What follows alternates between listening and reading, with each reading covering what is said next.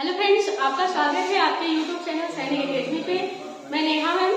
आपका जो हिंदी का टॉपिक चल रहा था जिसमें आपका अलंकार, ठीक है। अलंकार में आपका आज जो मेरा टॉपिक है, आज जो आप लोग पढ़ेंगे अतिशयोक्ति अलंकार, ठीक है। अतिशयोक्ति अलंकार होता क्या है, ठीक है। अतिशयोक्ति, ठीक है। अति का मतलब क्या होता है? अधिक। किसी का अति का मतलब क्या होता है?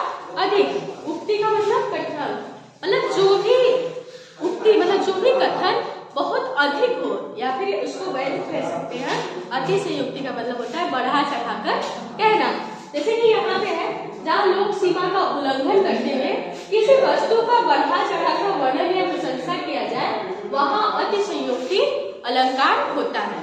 मतलब क्या बोला है कि किसी चीज को मतलब बढ़ा चढ़ा के कहना ही आपका अतिशयोक्ति अलंकार होता है। जैसे आप उदाहरण दे सकते हैं, हनुमान की पूंछ में लगन न पाई आग, लंका शिविर जल गई, गए निशाचर भाग। इसमें क्या कहा है कि इसमें मतलब जो कवि लिखे हुए हैं कि जो हनुमान की पूंछ में आग नहीं लग पाई, लेकिन क्या हुए कि सारी लंका जल गई। और आप लोगों को पता है कि जब सोने की लंका है तो उसकी पूंछ से आग क्या लग पाएगी, लेकिन यहाँ पे कवि ने क्या बढ़ा चढ़ा के कहा है कि हनुमान की पूंछ से आग लग गई लंका में और निशाचर की बात है। क्या ऐसा हो सकता है कि किसी के पूंछ में थोड़ी सी आग लगे और वहां से पूरी सोने की लंका जल जाए?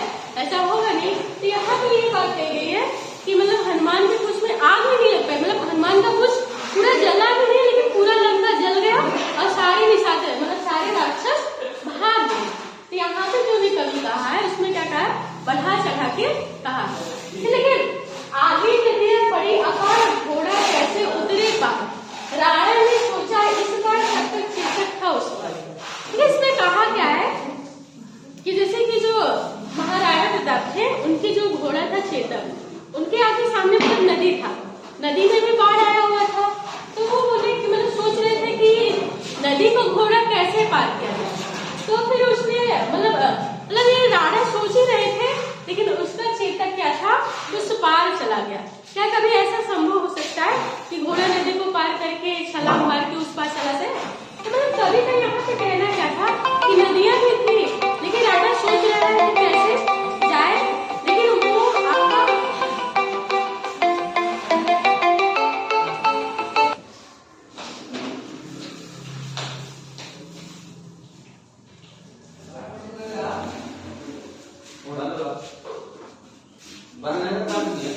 देखिए मतलब राणा सोच ही रहे थे कि नदियां मतलब घोड़ा उस पार कैसे जाए, लेकिन आपका घोड़ा क्या हो गया, उस पार चला गया।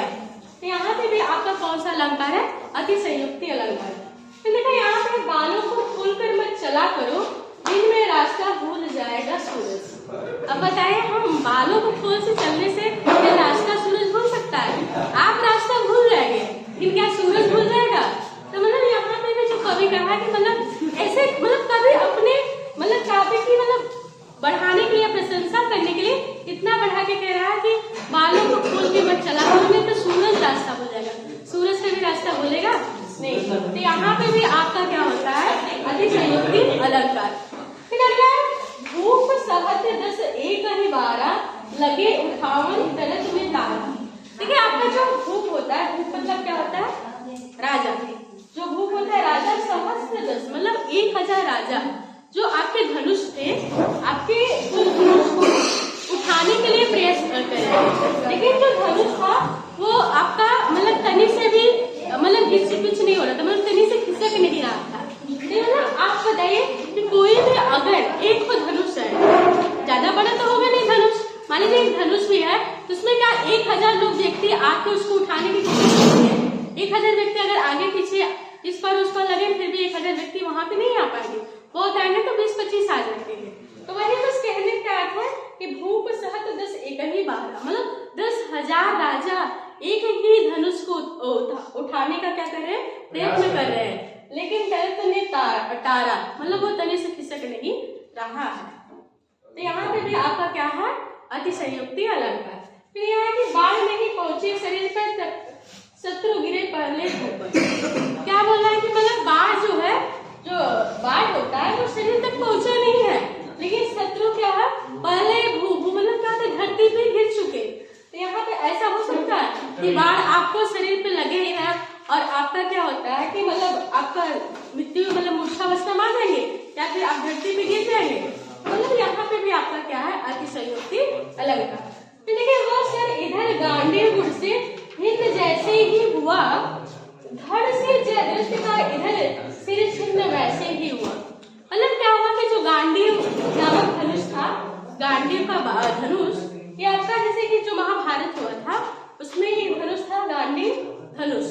तो वो क्या कह रहा है कि जैसे मतलब वो गांडीव मतलब उसको धनुष का ज्ञान हुआ तो क्या हुआ कि बोला कि धड़ से जयद्रथ का इधर सिर छिन्न हुआ। मतलब उसको बस ज्ञान ही हो रहा है कि मतलब गांडीव धनुष है, लेकिन वहां जयद्रथ का क्या हुआ, सिर धड़ से अलग हो गया। क्या ऐसा हो सकता है?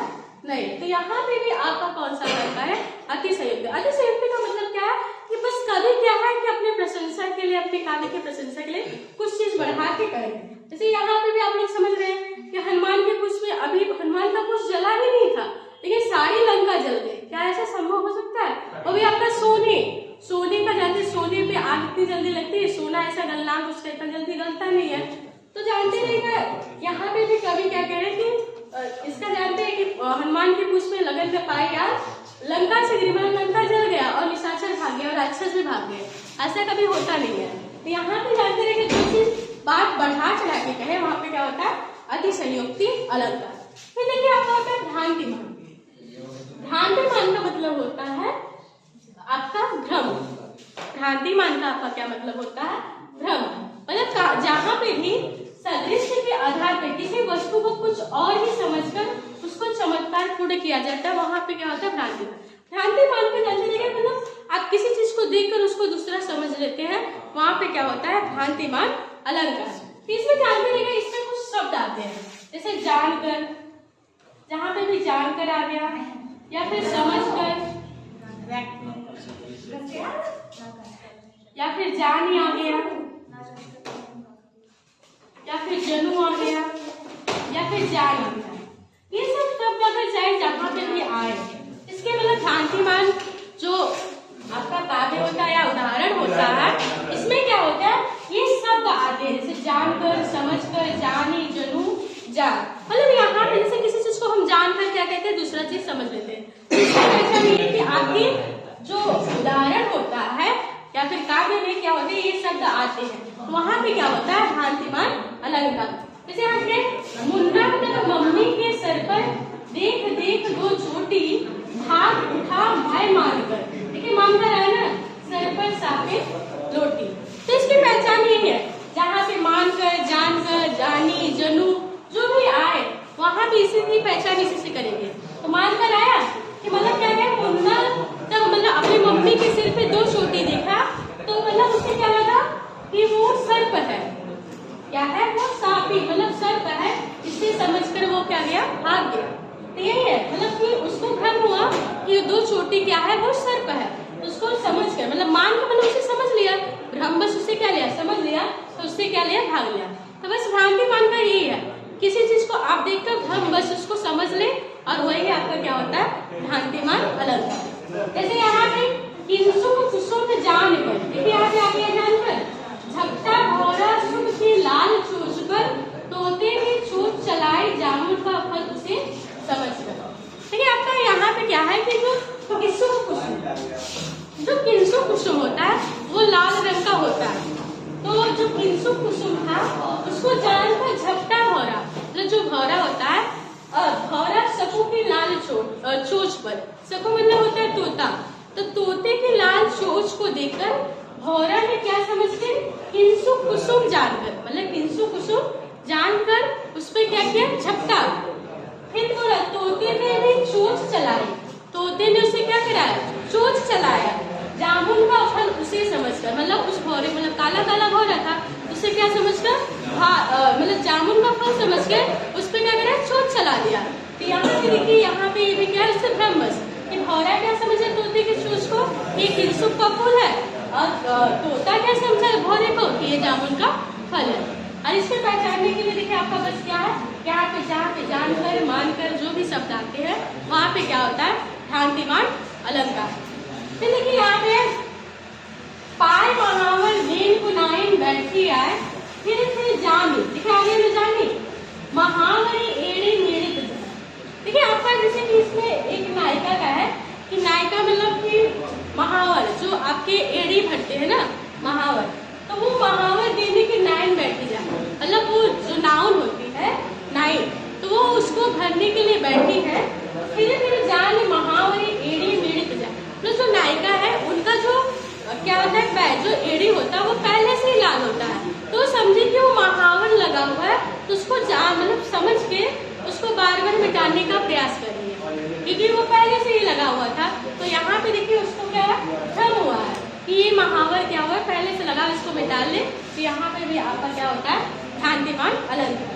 फिर देखिए आपका वृंदावन विहरत फिरे राधा नंद किशोर, नीरद यामिनी जानी संग डोले भोले मोह।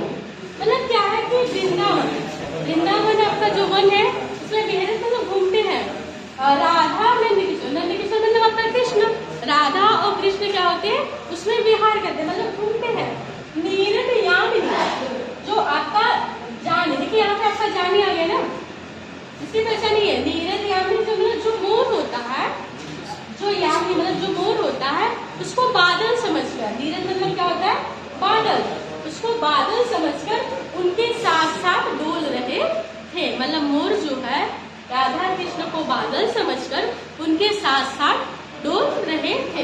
तो यहाँ पे भी आपका जो मोर है उसको भ्रमवश क्या हुआ कि जो राधा कृष्ण थे उनको क्या समझे, बादल।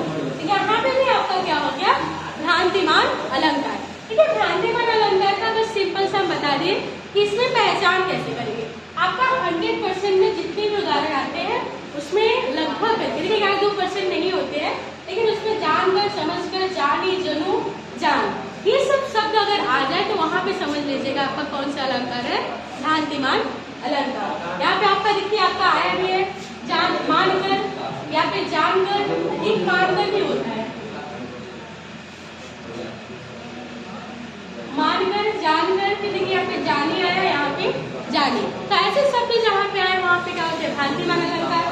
और फिर देखिए अतिशयोक्ति का मतलब समझे, आपके अर्थ में मतलब आपके उदाहरण ही बता देते हैं कि वो क्या कभी क्या कहा है, बढ़ा चढ़ा के आपका कहा हुआ है। तो आपका देखिए जो आपका अतिशयोक्ति अलंकार है और भ्रांतिमान अलंकार है, यहाँ पे आज आपका जो टॉपिक होता है ये खत्म होता है। देखिए आपका अतिशयोक्ति अलंकार के जितने उदाहरण है लगभग करके एग्जाम में पूछते हैं, तो इसको आप लोग अच्छे से नोट्स बना लीजिएगा और अच्छे से लिख लीजिएगा। धन्यवाद।